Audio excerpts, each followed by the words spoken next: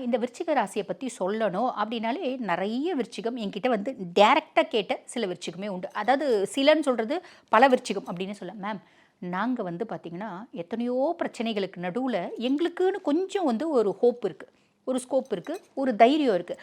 அதை வச்சு நாங்கள் பல விதத்தில் ஏமாறோம். அதை வச்சு நாங்கள் வாழ்க்கையில் அப்லிஃப்ட் ஆகணும் நினைக்கும் போது நீங்கள் ஜோதிடர்கள்லாம் சும்மாவே இருக்க மாட்டேங்கிறீங்க.